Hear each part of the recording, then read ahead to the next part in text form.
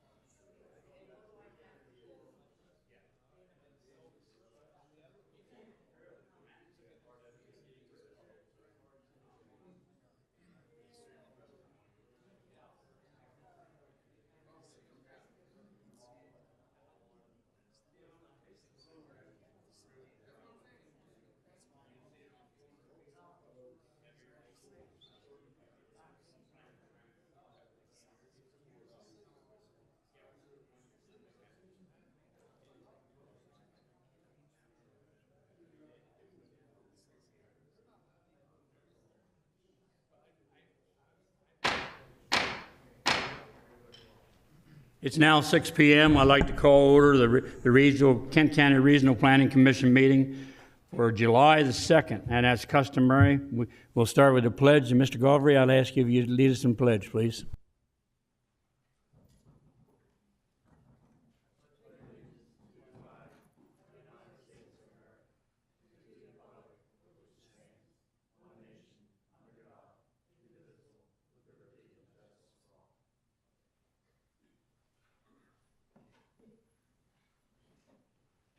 And as you all know, this is going to be our 250th anniversary weekend. I hope you all have a great time to celebrate. Sounds like it might be a little warm, so I don't know. what happened with that. But if you look at the cameras on Route 1 now, everything is stopped up and everybody coming south and going to the seashore. So I guess I'm going to go home and stay on my farm. We'll now get on to Sarah, and we're going to do for roll call and determination of quorum. Mr. Peterman? Present. Mr. Servan? Present. Mrs. Karcher? Present. Mr. Galfrey? Here. Mr. Mills? Present. Mr. Davis? Here. Mr. Jester? Here. So you have 7 present. You do have a quorum. Thank you very much. Commissioners, you all have an agenda in front of you. If there's no changes, additions, or corrections, I'll entertain a motion and a second. Move to accept. Second. I have a motion by Mr. Galfrey, a second by Mr. Mills. Call the commission, please. Mr. Peterman? Yes to approve. Mr. Servan? Yes to approve. Mrs. Karcher? Yes to approve. Mr. Galfrey? Yes to approve. Mr. Mills? Yes to approve. Mr. Davis? Yes to approve. Mr. Jester?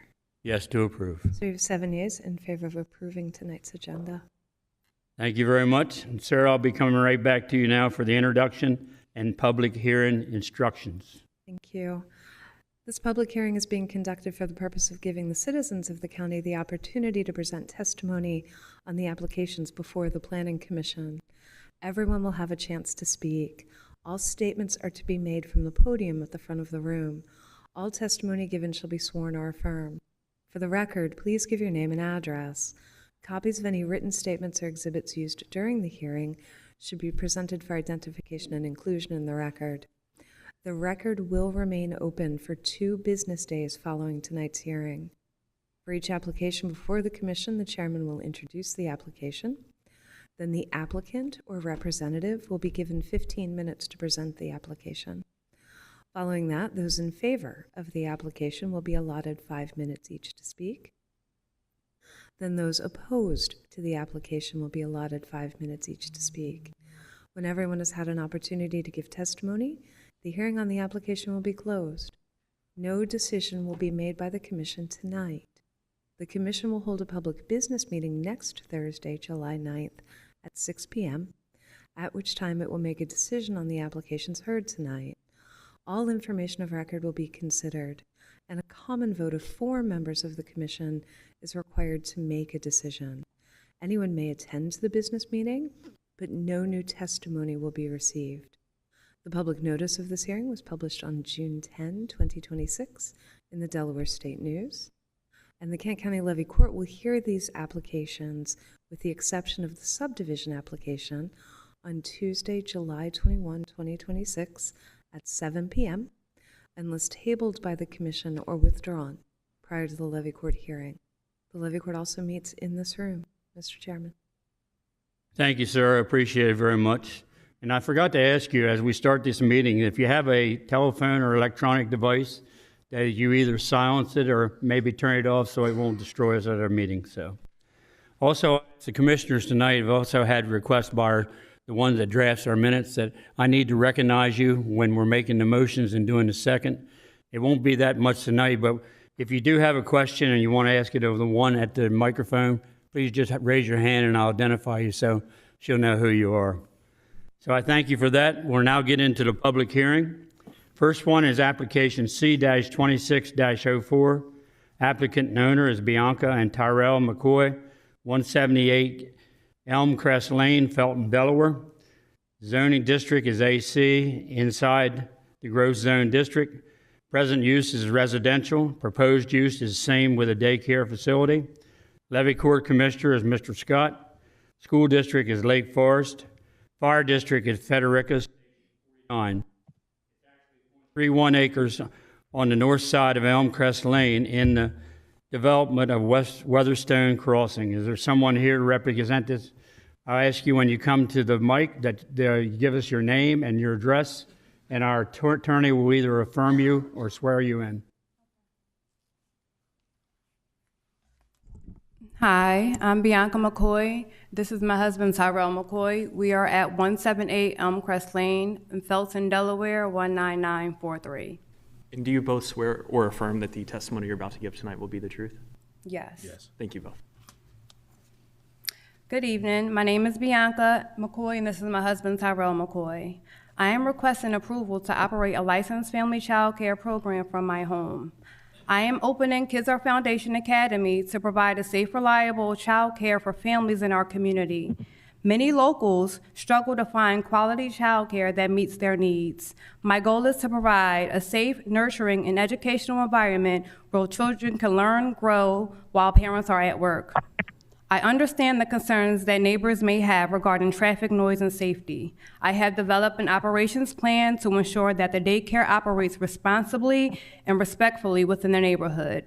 Child arrivals and departures will be staggered as much as possible. Parents will be instructed where to park and not to block driveways or roadways. Children will remain supervised at all times while arriving and departing. Outdoor play will be conducted in a safe and controlled manner. The program will follow all Delaware child care licensing requirements, including supervision, emergency preparedness, health and safety standards, and staff training requirements. The daycare will serve a limited number of children as permitted by the Delaware licensing regulations. This is not a commercial center, but a small family child care program operated from my residence. I am committed to being a good neighbor and maintaining the appearance, safety, and character of our community. I believe this program will provide an important service to all local families while having minimal impacts on the surrounding properties. Thank you for your time and consideration. I respectfully ask the board to approve my application. Thank you very much. It sounds you're very well prepared. Yes. I do have a couple of questions. Do you agree with all staff recommendations? Yes. And your hours of service for this particular home daycare? 8 a.m. to 8 p.m. 7 days or 6 days a week? 5 days, Monday through Friday. Just Monday through Friday? Yes. Okay, thank you. Thank you very much. You're welcome. Does any, Mr. Galvry? Just a couple questions. The age group, I think it was 9. The maximum is going to be 9 students at any one time. Is that what I read? That is the maximum, but for me reading the Delaware, it would be 8, because zoning and of course Delaware licensing are different. So when I spoke with licensing, because of my square footage, they were only saying 8, and that is with after school, meaning they will only be there part-time. And the age group tends to be? 6 weeks to 12 years. Okay, and the last question is that one of the letters that we received in opposition had to do with a couple that had retired, and so my question really is, because I do think that we need more daycare facilities, and so my question is the composition of the community that you live in has sufficient number of children within the age group that you're going to be addressing, where if they so choose, they could come to you, or is this primarily a retirement community? So no, this is actually a family community. If you come, it's kids riding their bikes. We have a playground, which is literally a block from my house. It's kids of all ages. We have a Facebook group. I've actually had 3 parents reach out to me because on the Facebook group, everybody was asking, they were asking, you know, any child care centers around? Because the ones we've looked, they're all full and it's a waiting list. And I said, well, I'm working on trying to get one open. So they're saying, oh, well, if you get open or when, please let us know, because it's a waiting list and it's none available. So that was really my goal. I'm like, I've worked in childcare and for education for over 20 years, but back in Pennsylvania. So this will be my first time in Delaware. So I feel like it was a calling when I seen that, and I told my husband, I said, oh my gosh, they're asking about childcare. Do you think we should look into it? And he was like, you know, that's your calling. You've been in childcare for 20 years. I don't know why you're questioning God. So that's great. So I mean, basically, if you live in this community, having children running around isn't something that should surprise you. No. Our neighbor has 3 children. The neighbor 2 doors down, his grandkids are over. They go in the pond and fish all the time. So it's a community, it's a family community, it's not a retirement community. I do understand that, you know, older you want to go to a more settling community, but unfortunately our community is a family community, it's not a retirement, and there's kids all around. Great, thank you very much. Mm-hmm. You done, Mr. Garver? Mr. Peterman? Are these kids going to be in a house all day long? This is in the household, it will be in home, yes. Do you have a yard front of? I you do go ha- out- You have a fenced-in yard? I do have a backyard. I don't have a fenced-in backyard. What I do have is, it's called a privacy screen. I don't have a fence, but it's a privacy screen where no one will be able to see the children. So they will be in an area where they are pretty much screened in from my back door to outside. Thank you. Yes. Any other questions for the commissioners? If not, we thank you very much. Thank you. Very well prepared. Now I ask, is there anyone else here who would like to speak in favor of this application? Third and final call. Is there anyone else here in favor of this application? Now, Can you hear me? is there anybody on the phone? Can you hear me? I'm on the phone. Can you hear me? I am on the phone. Can you hear me? Yes, we can. Okay. What is the address for this daycare?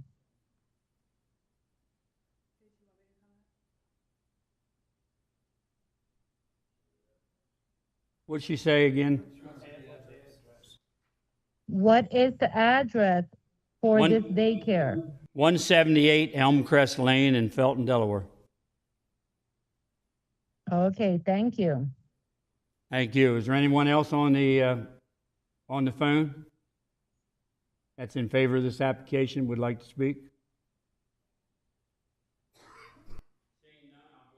On the against side, is there anyone here that's against this application would like to speak? Anyone else against this application would like to speak? Is there anyone on the phone that's against this application would like to speak?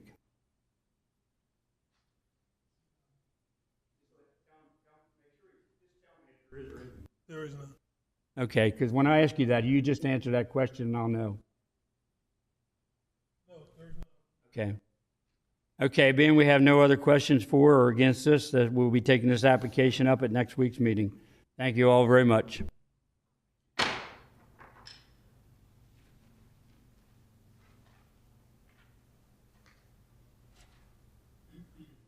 Our next application and ordinance for tonight is LC 26-10 and CZ 26-02. Owner and applicant is Joseph Lewis IV and Christina L. Taylor, 2940 Hammondtown Road, Harrington, Delaware. Present zoning is AR. Compact is designation as low-density residential. Proposed zoning is BN for type neighborhood structure. Growth zone is outside. Levy Court District is the 6, Mr. Hertz. School District is Woodbridge. Fire District is Farmington, Station 47. Is there someone here to represent this application? No problem with that. As long as she don't let you go and roll down there, I guess we're okay. She does that, call the ambulance. I don't know, can you pull that mic down if you wanted to give us your name and address? Or you have, I think he's going to give you another microphone. You'll have to give us your name and address and be either sworn or affirmed by our attorney. Joseph Taylor, 2940 Hammondtown Road, Harrington, Delaware, 19952. And do you swear or affirm that the testimony you're about to give will be the truth? Yes. Thank you. Go right ahead with your presentation. Okay, so my wife was running an antique store in Harrington for over a year, and in a bad rundown building, having trouble with the landlord. So we came up with an idea to make the farm more profitable, to put the antique store on the farm and incorporate it with the farm as selling antiques to draw the people in, selling farm products, you know, along with the antiques, which was going to be you pick strawberries, pumpkins, mums, that kind of thing, firewood, honey, eggs. And we did it. I looked at the codes, and it was under my understanding we were allowed to do this on our farm because a farm is a business. But I've been told otherwise. So under the county's objection, I'm here to, you know, have this zoned as retail or commercial. So I'm taking a 1 acre lot off my farm to now make it commercial right next to my house, which I'm not too happy about, but anyway. That's the gist of the story.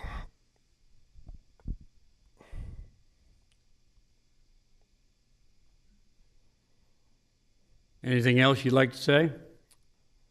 That business supports 58 vendors that sell antiques in there. Most of those vendors are elderly. We've heard nothing but good news from the people that's been in there already. Love the store. Best one in the state. Best one on the East Coast, somebody said. And you said you're going to sell agricultural stuff or supplies? Yeah, actually, what can you define what that is? eggs, for one, we've been selling. Honey, firewood cut off the farm. And we're in the future, we're going to put you-pick strawberries in the back, pumpkins and that sort of thing, maybe mums. You wasn't thinking about putting anything like fertilizing chemicals and that kind of stuff, correct? No. Just vegetables, flowers, that kind of thing. Okay, I'll open it up to the commissioners. Mr. Garvey? Yeah, so currently, what do you farm on this land? Soybeans, corn, small grain crops, but that will not support the farm. So mostly feedstock. So what you're going Yes. to be putting in this store would be something that you're going to grow in addition to what you normally grow, or something that you're going to be bringing in from outside? No, it's something we're going to grow on the farm in addition to the corn and soybeans. And you that said sort of that thing. you were operating for a while outside of the code, which brought you here tonight. Yes. I'm just curious how long you were operating that way. Since February. So, Okay. So you Well, built middle the of building February. for this purpose in February? yeah, we started it in August of last year. And the last question I have is that you had said that that you were asking for this to be zone business, Yes. which is right next to your house, but you're not too crazy about. Well, I'm not curious too- about what part were you not crazy about, because it is right next to your house. Well, no, the purpose of it, I'm not too crazy about having to rezone it I at see. the end. I see. I wanted to leave it as the original zoning, same as the rest of the farm, because the farm is in nature, by nature itself, a business. Right. And that was my understanding. But see. I've been told differently. Okay. Great. Thank you very much. Mr. Davis? Thank you, Mr. Taylor, for being here this evening. I do have a question.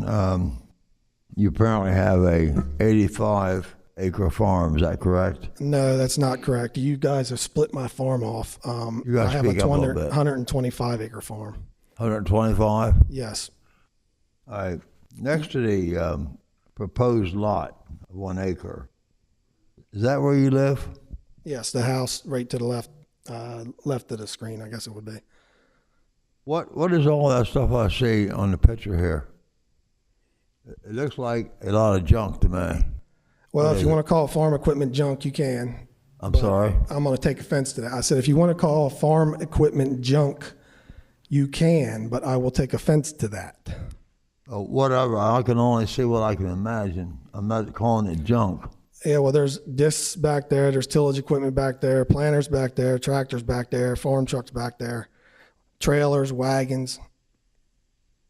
It costs a lot to put up buildings to keep farm equipment in. It's hard to tell on this aerial photograph.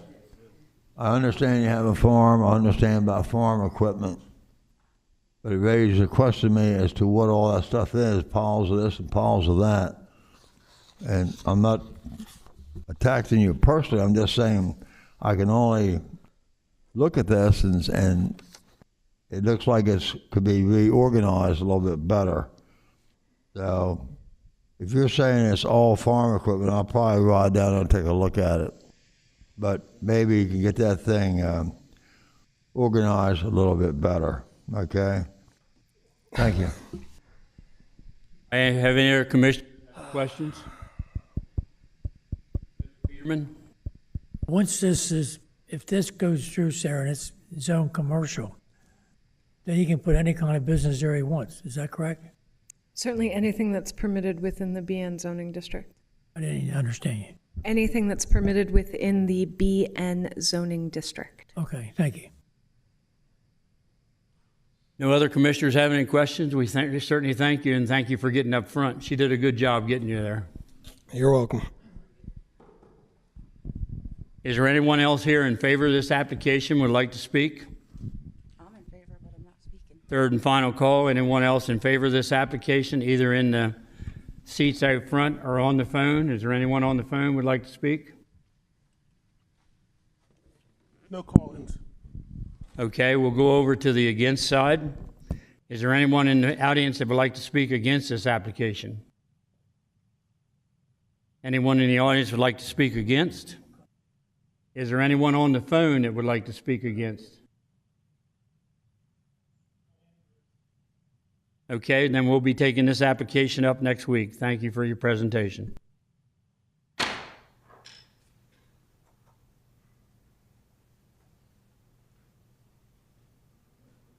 Next application, -26-06, Harmony Hills 2.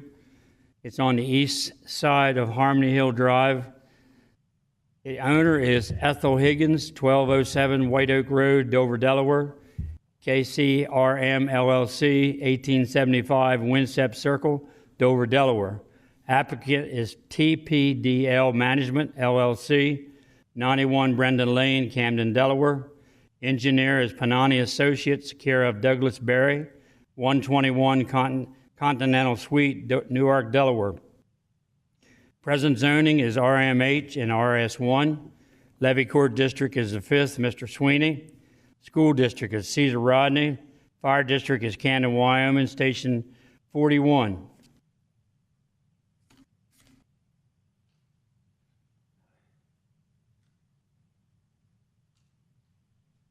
Sorry about that, paper stuck together. Water is going to be Tidewater Utilities. Sewer is going to be Kent County Sewer. Is there someone here to represent this application? Please give us your name. If you're not an attorney, I don't think you're an engineer, correct? Correct. Give us your name and address, and you could be sworn or affirmed. Sure. Douglas Berry, professional engineer, Panoni Associates, 121 Continental Drive in Newark. And sir, do you swear or affirm that the testimony you're about to give tonight will be the truth? Yes, sir. Thank you, sir. So first and foremost, thank you for being here. Such a hot evening, the day before a holiday. We appreciate it. Appreciate your time. We are here tonight requesting preliminary approval of a 93-lot major subdivision consisting of 40 duplexes and 53 singles. I think the previous advertisement might have said 40 duplexes that got corrected, or I'm sorry, 40 towns that got corrected to the 40 duplexes in time for tonight's agenda. The assemblage consists of 3 properties adjacent to the existing Harmony Hills subdivision. They are split zoned RMH, RS1, and they're within the Kent County designated growth zone. The plan before you is by right. It's in conformance with the Kent County Code, and it's in conformance with the Kent County Comprehensive Plan. It's also consistent with the character of the surrounding area. As Mr. Jester said, the project will be served by public water, Tidewater, and public sewer, Kent County, and Kent County has actually issued conditional approval. We agree to comply with the staff recommendation report, including the sign easement on lot number 6. We will agree to put that sign easement on that lot. We have submitted plans to the Cesar Rodney School District on multiple occasions. We haven't heard back. The plans do show a bus stop on Harmony Hills Drive Extended. That's shown preliminarily. The final location will be in concert with what the school district and the DTC mandates. So, but for now, there is a bus stop on the extended portion of the road in compliance with Kent County Code. We are seeking one waiver from the requirement to maintain stormwater management facilities a minimum of 100 feet from residential setback lines. While we agree to comply with a 30-foot offset from parcel lines, we're seeking this waiver so we can minimize post-development discharge rates and volumes in accordance with Kent County Drainage Code. We met with the Kent Conservation District twice to discuss the intent for stormwater management. As we've also met with DelDOT on multiple occasions, the internal subdivision streets, as well as the intersection of Harmony Hills Drive and Peachtree Run, will need to be improved So after preliminary approval, we will be submitting formal plans to DelDOT for review and consideration. But for now, I think that's it, and we'll keep it short. I'm here to answer any questions. Developer is here as well, and we're happy to answer any questions you might have. I thank you very much. Yeah, I went down there today. I've read plans for 48 years, but I had a little difficulty understanding how you were tying in back out to Peachtree Run. And when I went out there today and tried to get back out on that road, I'm glad you say you're going to do some improvements, because you cannot even see the traffic coming north. There's bushes blocking it and everything there, so you're actually going to improve where the intersection is there? Correct. There's a small deceleration lane. We're going to be extending that, and we'll address any concerns the state has at that time as well. Are you going to be widening the road for any kind of left turn going south straight? Not a left turn. There's a left turn there already that meets the dimensional requirements of the state, but we will have to add a right turn or deceleration lane into the subdivision. I understand you have a blockage over at Head Start Lane so that people won't be able to get down there. That's correct. So, okay, because I saw where you had the lot 6 and you wanted the signage and all to understand that. Yeah, that's a private drive, and there's no intent to make it public and have public access through that private drive for this project. Yeah, because I actually surveyed that years ago when I worked at DelDOT, and DelDOT came over and did some hot mix work on it and tried to straighten it out, but it's still in terrible shape. Right. Okay, I'm going to open up to commissioners. Mr. Davis? Well, thank you for being here tonight. You obviously meet the county code, okay? There's no question about that. What you don't meet, in my judgment, is public safety. You're putting a subdivision in there with one way in and one way out. I went down there myself just the other day and spent a lot of time down there. So if you have an accident, or where that stub is that goes around the back, and that house is on fire, and the fire department is there and it's got it blocked, you can't get back to help those people. If you have an ambulance call, a secondary fire call, I'm not happy with these subdivisions coming in here one way in and one way out. I'm going to be right up front about it. You meet the code. But I look at public safety issues. I'm in the fire service. Fire company can't get back there if the thing is blocked. They're down there and they got an ambulance call. There's no way you're going to get back there, because I spent a lot of time looking at Head Start Lane. Now, if Head Start Lane was repaired and things like that, and you tied it in, I wouldn't have a problem with it. But I have a major problem building these subdivisions one way in and one way out, and people buying properties and they can't put a secondary entrance. You got school buses going to be going in there, emergency vehicles going in there. It's going to get blocked. Those people are going to be pinned in that subdivision. So I know you met the code, but I want to lay it right on the table how I feel about the public safety. You're buying this property to build a bunch of nice places, which is great. We need housing. But you're overlooking these people that's going to live there. And I think that's a sad day for developers. Thank you. Had you looked into any alternative about going out? Because I know one way you're really constrained by wetlands and all. Right. And the other way on Head Start Lane, the right of way on that particular roadway, I don't know what you'd have to do there, but have you looked at any alternatives at all? So the property is landlocked. It's surrounded by a blue line stream in every direction. There is a private drive, but it's private. It's not public. So there's no way for the developer to make it a public street and access the property that way. Yeah, because I know you're adding 190 trips a day for cars coming out that one little 2-lane roadway, and I'm like Mr. Davis, being a part of the fire service, so I don't know. I studied this, looked at this, went down there and actually walked it, and I didn't see any other way alternative either. I think Mr. Mills might have a question about the bus stop. Yeah, the school bus stop, if we could pull the map back up on there where it's got the design of the development, If you could pinpoint out where you're saying, I looked at it on the map and I saw it said bus stop, but where is it at in your opinion on that map up there? Now, is that bus stop, I mean, is that bus stop you got there, is that a Del Dot stop or is that a school bus stop only? Because there's a difference. There's a difference. Let me explain. There's a difference in it. That you cannot stop a school bus where you're stopping Del Dot buses for pickups. That's outrageous. You can't. I've been in the school bus business for many years, so I know. And then if on the map where it shows the stop, where's the bus go after you pick up kids inside there? There's no place I could see on here where there's a sufficient turnaround. Yeah, so the actual bus stop is not for Del Dot. It's only for school buses. And so then where is the turnaround for them at that bus stop? If you could turn to page 6. I can.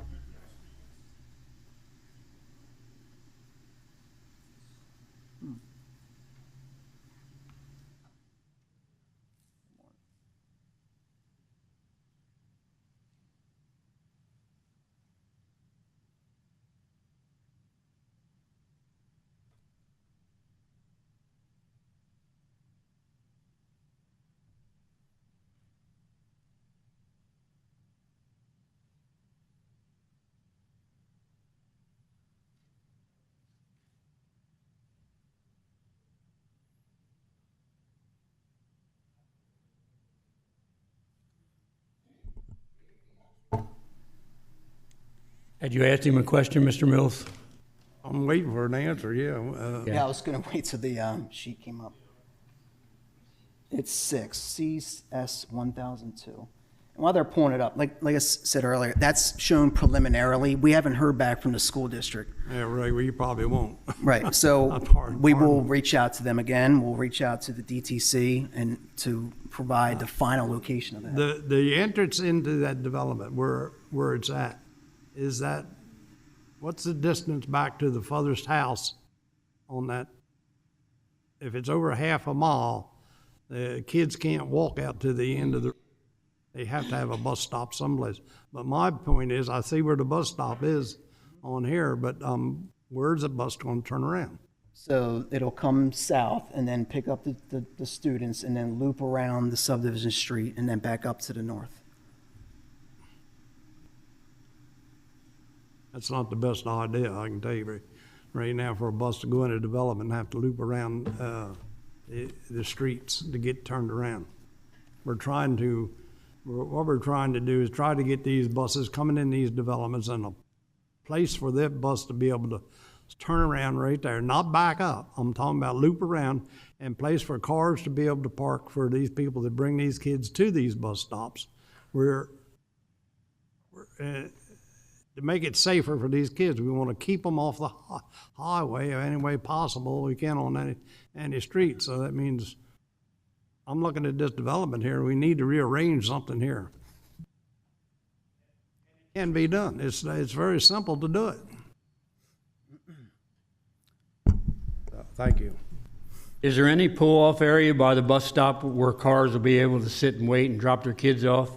I don't see any curb where you've moved it over so there'll be any kind of parking area at the bus stop to allow the kids to wait for the bus to get there. No, so there'll be a stop sign there. So when the school bus comes in, it'll stop at the stop sign. It'll pick up the students and then it'll turn around. And I'm talking about the parents that are going to come and wait for that bus to be there.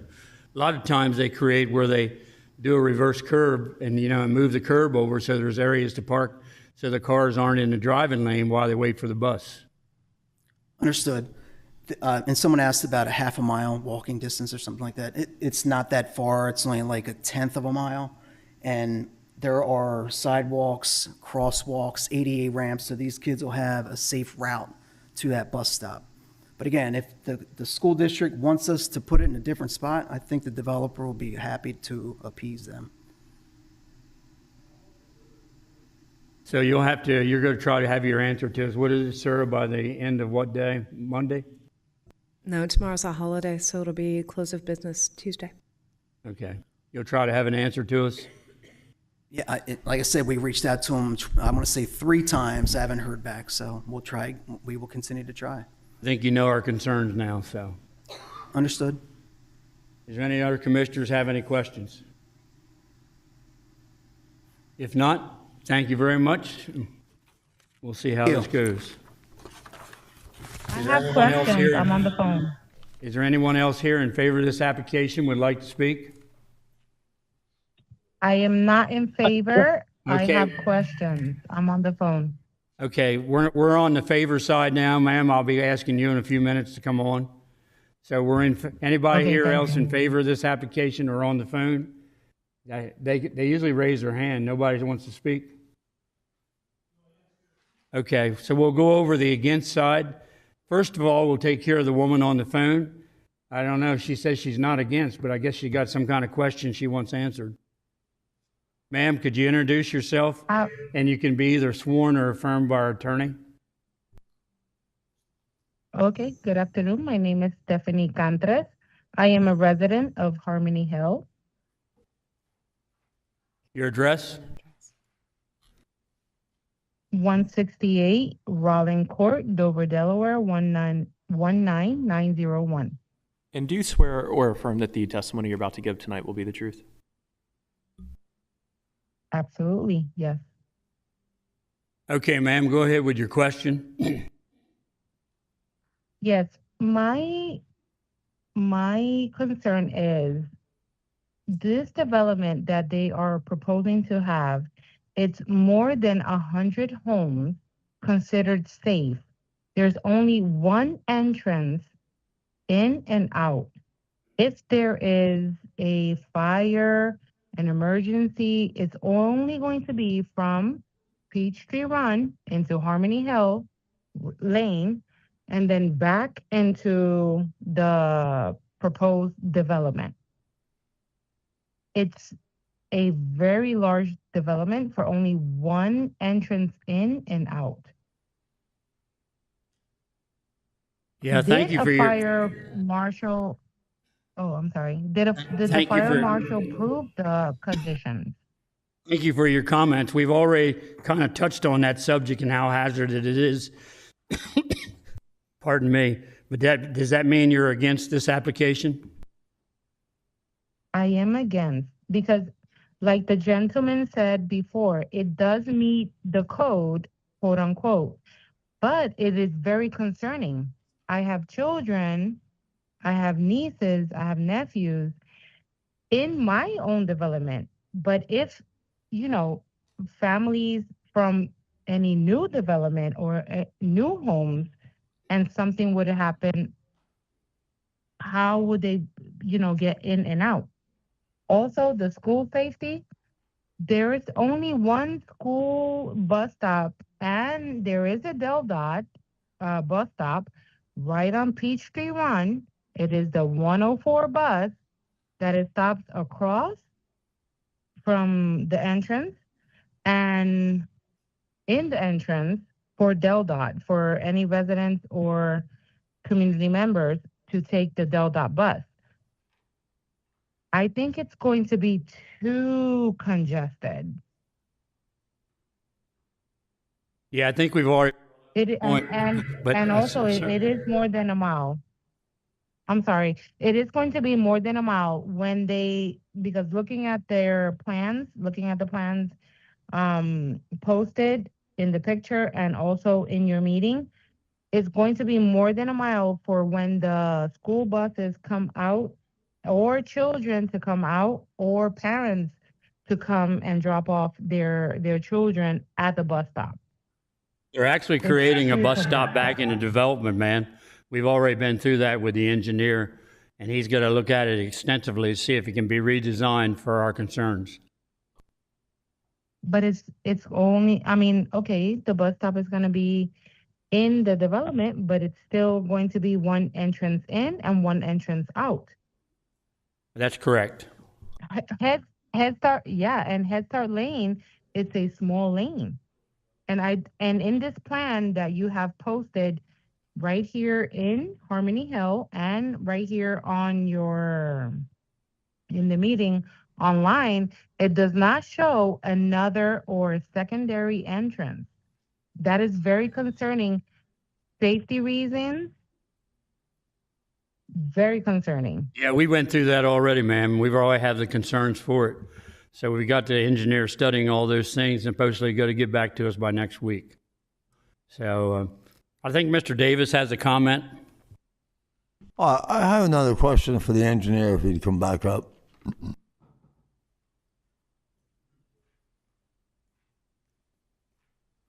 This subdivision, is that owned jointly by the first subdivision, Harmony Hills? The same people have it? I'm sorry, can you ask that again? Are both subdivisions owned by the same developer? No, They're not. no. I don't know who the developer was of Harmony Hills, but those lots, I think, have all been sold. Okay, so two separate owners. That's my understanding.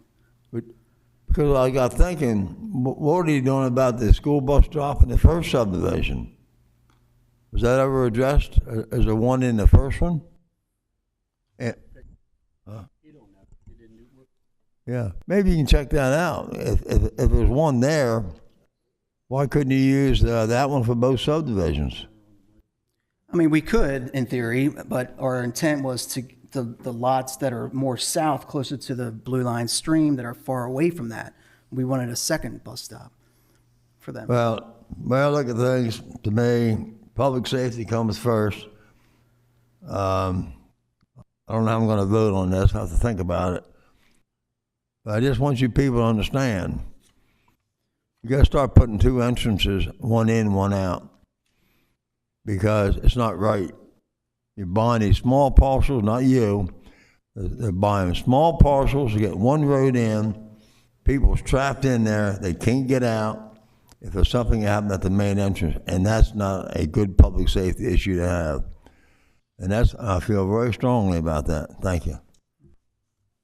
Any other commissioners have any comments? Is there anyone else on the phone that is against this subdivision would like to speak? Do you have anybody on the phone at all? Yes. Hello? You do have somebody on the phone? Yes, could you give us your name and address, please? Yes, my name is Belisa Scott, 149 Rolling Court, Harmony Hill. And do you swear or affirm And that the testimony you're about to give tonight will be the truth? Yes. Thank you. Yes, I basically heard everything. I agree with the commissioner as far as safety and the bus stop issue and the one way in, one way out. And I actually oppose it due to safety. And we have multiple kids in our development already. With the kids in your development have now, do you have a bus stop within the development or is it out on the road? It's right at the stop sign when you go out of the entry. The bus stops in the middle of the road on Peachtree, and that's where the kids are picked up. It's right at the intersection when you go out Harmony Hills Drive, correct? Right at the stop sign, yes. Mm-hmm. Okay, thank you. You have anything else you'd like to say? No, y'all touched everything that was concerning to me. Yeah, that's fine. Thank you very much for calling in. I'll ask one more Thank time you. then. Is there anybody else on the phone would like to speak that is against this application?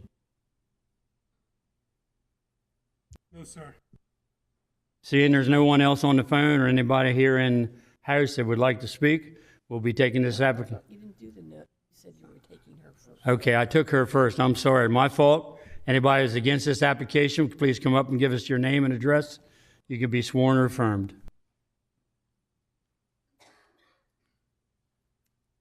Good evening. I'm Stephen Rucker. My address is 3826 Peachtree Run Road, Dover, Delaware. I live on Peachtree, right west of Harmony Hills Development.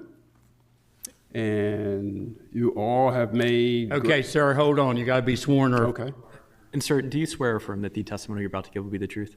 Yes. Thank you, please. Can you proceed. pull the mic up to you? We can't quite hear you. Okay, thank you. Go ahead. You all have mentioned concerns about this development. I am also concerned because I do live right there in front of Harmony Hills, the current development, and the traffic on Peachtree currently, as Mr. Chairman mentioned, extreme amount. And to add a subdivision with a one in, one out would increase the traffic right there on Peachtree tremendously.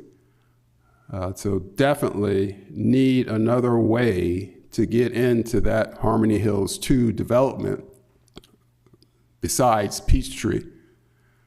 As the engineer mentioned, he does have some wetlands that he can go through that can connect to Lockmeath Way. He can also maybe go down Head Start Lane. Again, that Head Start Lane would have to be acquired and brought up to standards, of course. But those are possible solutions that the developer could use to get that subdivision back there without the issues on Peachtree with the bus stop, school bus stop, so forth. So all those things are tremendous. To watch the school buses come down Peachtree during the school year and the traffic that is trying to get, down Peachtree to Star Hill Elementary or just up, the road up toward Magnolia. Wow. And then in the afternoon for the school buses and the traffic, parents trying to get their kids from Star Hill or from Magnolia, and then also trying to make that left-hand turn right now into Harmony Hills. Ooh, the traffic just backs up while that school bus is stopped there, right? Both northbound and southbound lanes, that school bus stops and the traffic just backs and backs and backs, and eventually does clear, but between the hours of 3:30 and 4:30, you cannot get across Peachtree, where I live anyway, and where Harmony Hills entrance is. It is just overwhelming. And then the same thing is in the morning. So definitely take into consideration more than one entrance and exit into the development, along with the other issues with the bus stops. So things to consider. Thank you very much for your concerns. I think we all have that same. Any commissioners have any questions for this gentleman? If not, I'll keep it opened up. Is there anyone else here who would like to speak that's against this application? Please come up to the mic and give us your name and address, and you can be sworn or affirmed.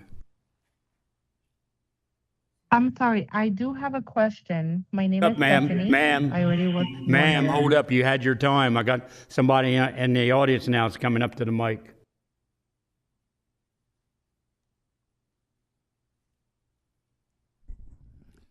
Good evening. My name is Flora Johns. I live at 116 Lingo Drive, Star Hill. And do you swear or affirm that the testimony you're about to give tonight will be the truth? Yes, I do. Thank you very much. Go right ahead, ma'am. I know you all have touched on quite a few things that I'm concerned about. And I just want to say I'm very much opposed of these developing happening behind my residence. I live on Lingo Drive, and as you could see where it says in Harmony Lane, that sign said private property or something, and it's got a little cement stance there. That's right behind my house from Lingo Drive. I don't know how much that little sign there you just passed, that my house on the other side, it may be like, Harmony Hills might be like 25 or 30, it might be a few more feet behind my house. So once they build that, I mean, I can hear things in Harmony Hills, and I live on Lingo Drive. That's just how close we are. So I do oppose of the development there. You got 90-some, it says 93 developing duplexes and 53 single homes.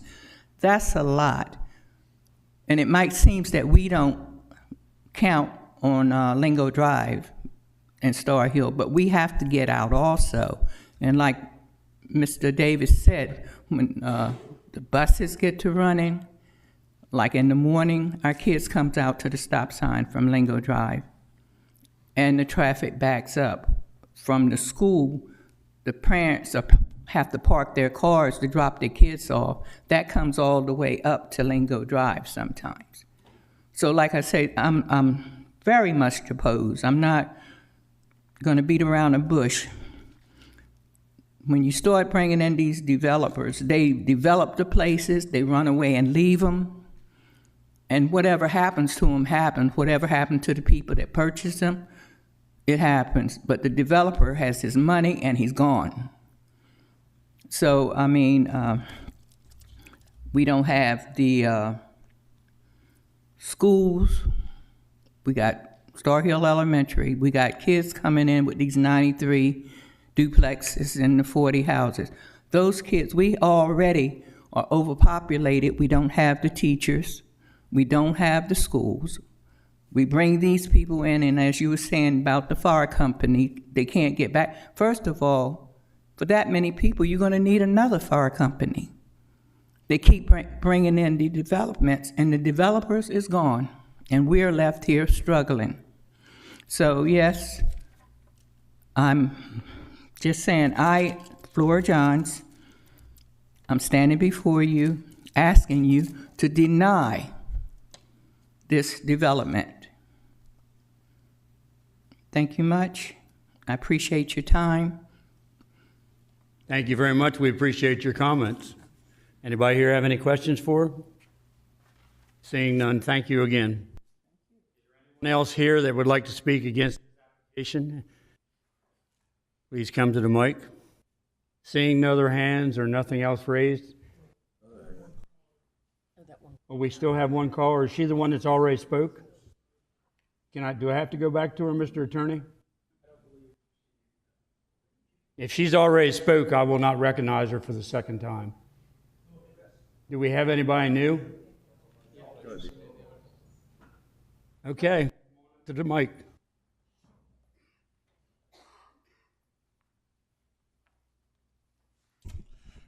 Hello, my name is, too loud.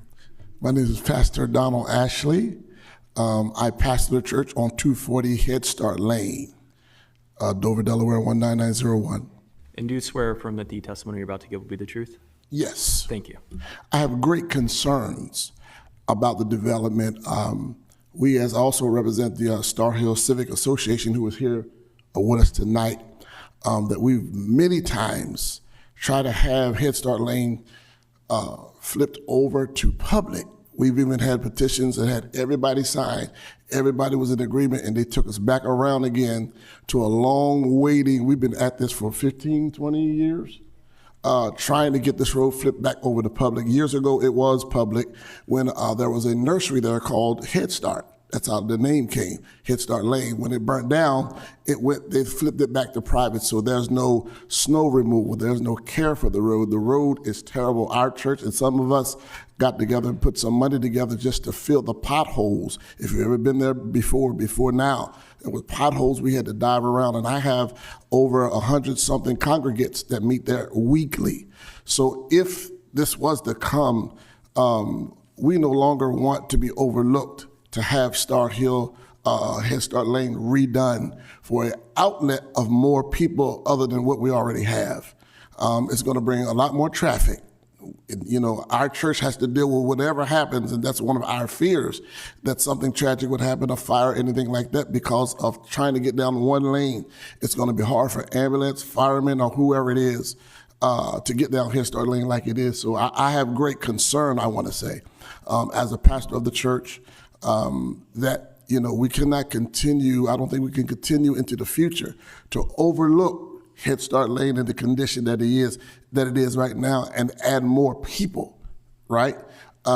Which they, like we've already discussed, I don't want to go over it again, for an outlet for that large of a development to come in, and we still be overlooked. So those are my concerns as a pastor of the church on Head Start Lane. Great comments, because I used your driveway yesterday to go back on that side. You're welcome. And I met a trash truck, and I didn't think I was ever going to get out of there with the poor condition of the lanes in, and I saw your beautiful church back there. Thank you, sir. So, but getting back there to it and getting out with that one lane. I bet on services day, everybody's kind of, good thing you've already had your prayers for each other. That way you can get out of there, I guess.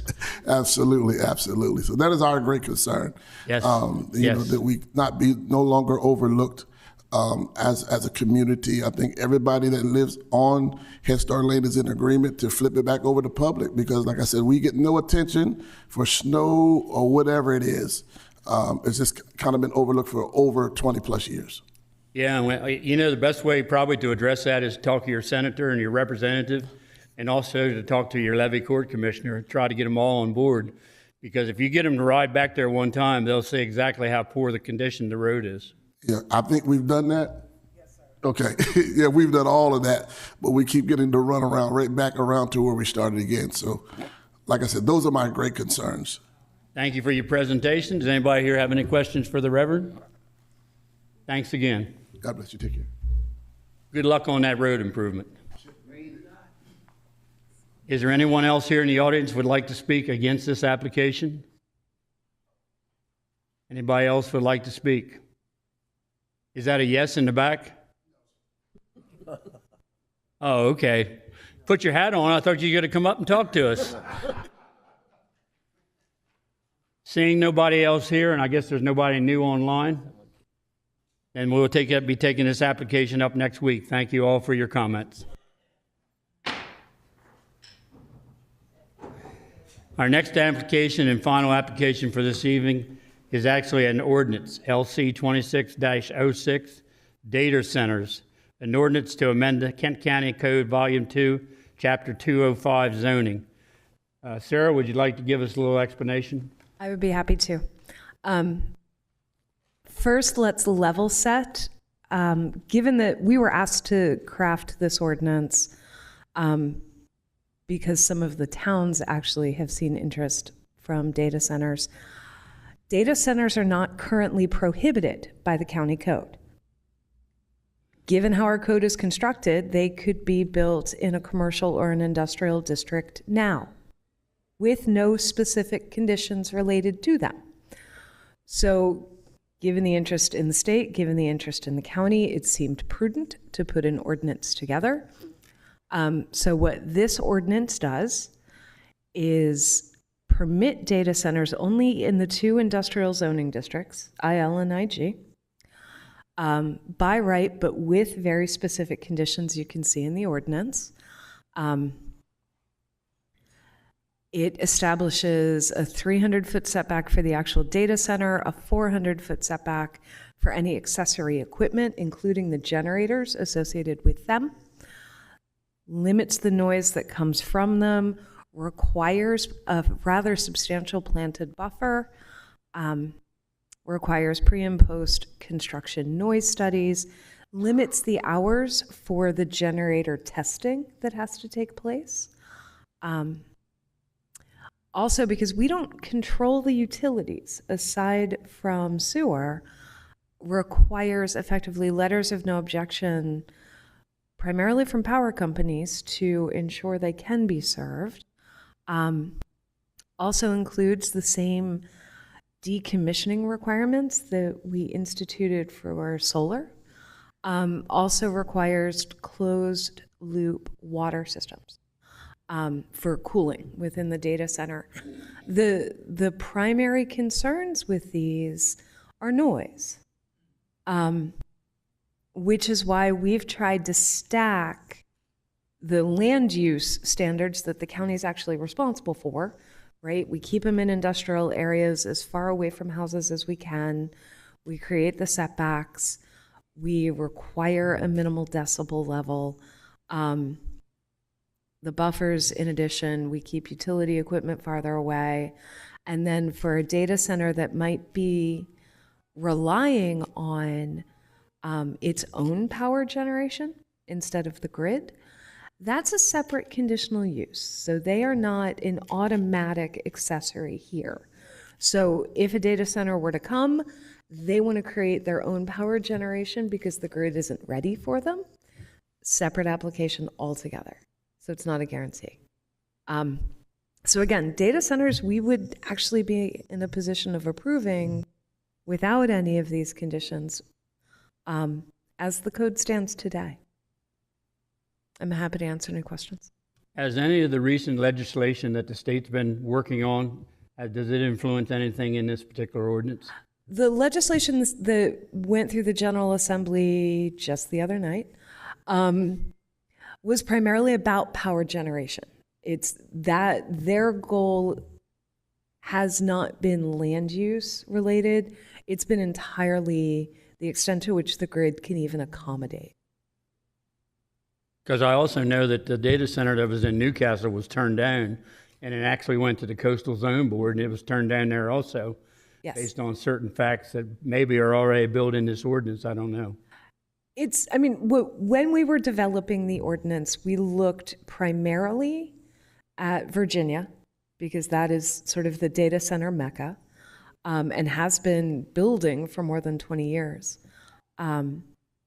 Looked at some other, because Loudoun County is a much larger, more suburban and urban county than we are. We looked at some Pennsylvania communities that are more commensurate with Kent County. We also, as we were looking at the appropriate setbacks, we took a look at how many industrial properties these would actually work on in Kent County, and I could probably count those on one hand. There just isn't a lot of land that's appropriately zoned in Kent County that would accommodate a data center. In speaking with the economic development director, she's fairly confident if there is interest in developing them in Kent County, it's going to be in the industrial parks in the municipalities. So I think the risk is relatively low, but twofold, it seemed prudent to be prepared. And some towns were asking us for some technical guidance, so we're trying. Yeah, I seen you had the noise level built in here, and one little fact sheet that I was reading was talking about not only noise but vibration. There's actually vibration that's built into that. Would that come under noise also? It actually would come under noise, because my understanding is it's not actually vibration. It's really low frequency noise. And that's where the noise study, setting things back as far as we can, creating a planted buffer, all of which tries to dampen the impact of that noise. Yeah, because I'll be the first one to admit this is brand new information to me. I think to everybody up here front, I'm not going to speak for everybody, but does anybody have any questions? Mr. Galvery? Sorry, I always have questions. Okay, you're going to be chairman one of these days. Just three, actually. But I kind of want to start off. I'm really glad that we are addressing this, because I agree with you that it's important. It's coming down the road to us. So my main concern is usually always the same thing with highways. This is a different type of highway in terms of electricity. It's infrastructure. But I think the setbacks are great. You have meaningful noise standards. The landscaping, I'm okay with the shield lighting, the cooling water, the decommissioning requirements, and the designated areas. I think are all strengths of this code. The three questions that I have, and I'll just read my notes, has to do with the electrical infrastructure. So the ordinance confirms that the electrical service, if the electrical service is available, but will come from the local source. They'll say we have capacity, but it doesn't really address who pays for the required transmission or the distribution upgrades, and or does it? No, it doesn't. And the reason it doesn't is because we're not a utility, right? This is a land use ordinance. And the questions about the grid, the questions about capacity are 100% valid questions, and people ought to be concerned. We just don't have any governing authority there. And that's why the General Assembly, throughout this past session, threw out a handful of bills trying to get a handle on how do we manage the demands. And another part of what the General Assembly has been looking at, and I think will continue to in the next session, is how do we build more capacity in the grid? But again, we don't have any oversight. Right. So that's why we don't address it. which means this will be in front of us on a case-by-case basis, and we'll be running up to basically the del dot scenario, but it won't be del dot. It will be whether there's capacity or not, and people will be saying there's not capacity and our bills are going up, and we'll be saying we don't really have any authority over that area. And so I see this coming down the road in a different way. But maybe my next question is kind of answered by that. There is at least a thinking, not necessarily a trend yet, having to do with data centers throughout the United States. And one of the thinkings is that these data centers should be required to produce their own electricity, and the excess of that electricity could actually go into the grid and benefit local communities, where I noticed in this particular code, we're actually discouraging them from doing that. We're not discouraging them. It was because power generation has a different kind of impact. It simply is considered separately. Power generation is its own conditional use in the code. And one of the bills that made it through the General Assembly actually requires data centers within a certain amount of time to produce their own power. Do we have that in this? It's not ours to regulate, it's the state's to regulate. Okay. I'm not sure how that ends up. When it comes in front of us, is that something that would be? It's a conditional use application, so if a power generation application were to come through, it's conditional use, it would come to you as a public hearing. It would also go to the levy court as a public hearing, and you would have the opportunity to address the concerns related to primarily noise. Okay. Then my last thing, thank you for indulging me, in terms of emergency generation. There is in the code, it stipulates when they can and can't and all that. But if you following some of the news this past week with all the temperature increases that we have throughout the country, one of the problems is that a lot of places that do have emergency generation actually are reaching capacity because of overuse of the grid. So what I don't see in the code right now is anything that talks about the cumulative impacts of extended generation operations and large-scale fuel storage. So if I was a company that wanted to put in a data center, and I was mindful of the fact that there may be temperature increases or other conditions that would require my backup generators to run for extended periods of time, I would need to actually have storage capacity for fuel or whatever. Maybe I'm got this wrong, but I'm just wondering if we're looking at backup generation as a short term, but it could at times be longer than short term, and what those ramifications might be to local communities. I think the ramification is primarily for the data centers, because they're going to be responsible for maintaining and storing the fuel. And certainly I've read the same, that throughout the East Coast at this point, data centers have been put on notice, use your emergency generators because we can't accommodate you on the grid. We would allow them to use it as long as the problem exists. Yes, and I think in the most recent cases, it's been governors saying, you shall. Okay. And I think at that point, we will accommodate that because it's an emergency circumstance. So when they come in front of us and they have contingency plans for extended use of generators, in those plans would have whatever storage and then we have the ability to approve them on that level. It would certainly be, because they would come to you as a site plan, just given the size of them. Okay. And I think that is a reasonable area of discussion, that this seems to be becoming a trend, and ask them how they intend to accommodate it. Great. Thank you. I just want to say that I'm in support of us doing this, and I'm really happy that that your department is actually taking a proactive position on this, because this is coming whether we like it or not. What I'm trying to not have happen is the kind of problems that we're always dealing with up here, where our hands are tied to do the things that we would like to do because we didn't really build them into the code. So here we have a chance to actually get it right. And you're right in terms of Virginia being leading the way. So if we're as good as, or if not better than them, then we're on the right page. Thank you very much. I think Mr. Davis has a question. Well, first of all, I know it's coming. I mean, that's just technology. What's new today is obsolete tomorrow. But I have a lot of concerns about this. Personally, I don't think it's the time is to pass anything about these data centers. There's a lot of questions in the General Assembly. There's a lot of questions and lawsuits in Virginia that the county was going to go visit. We got a letter from a person from Houston that appeared, he wasn't an engineer, but I think he knew what he was talking about. And based upon his letter, I followed up on data centers on the internet. And there's a lot of issues with this. I know they're coming, but I don't see what the urgency is today.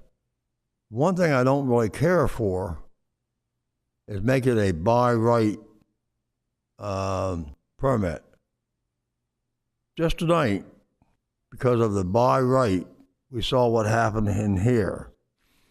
We have no ability, if it's a by right and they meet the code, and tonight was a perfect example.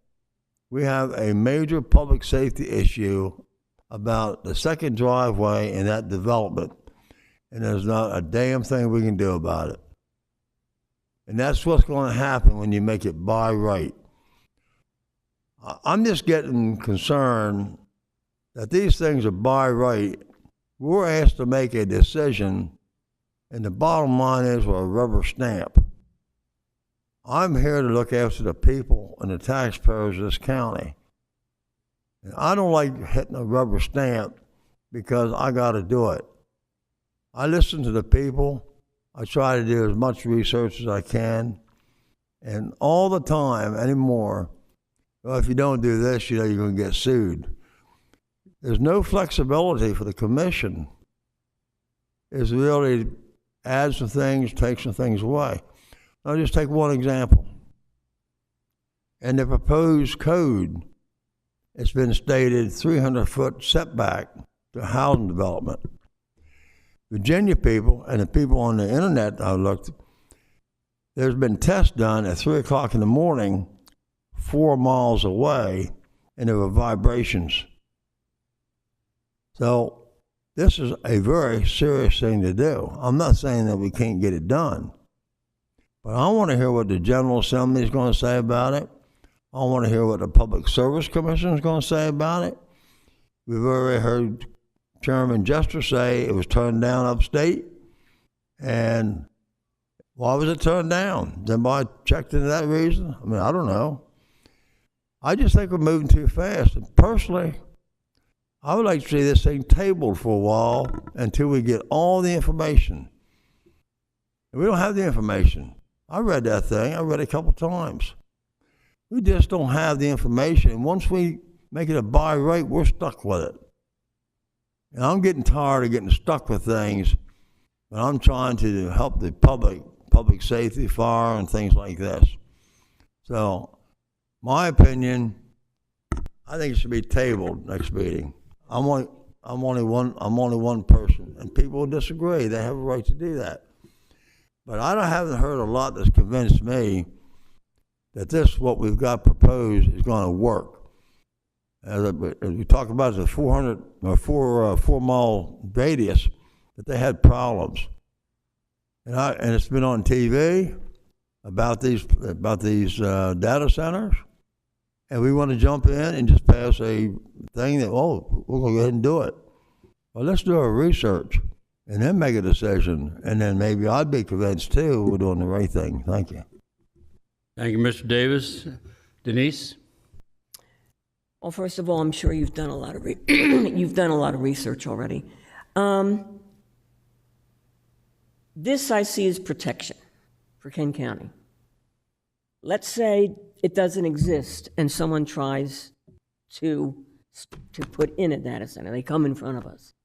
At that point, we have no ordinance, correct? So we have no safety valve to say no to. So I see this as an ordinance that's going to be changing a lot over time, but that for right now, it's a safety valve. Am I correct? You are, because right now, if we had an application, we'd process it as a conditional use, but it would have no specific data center conditions to it.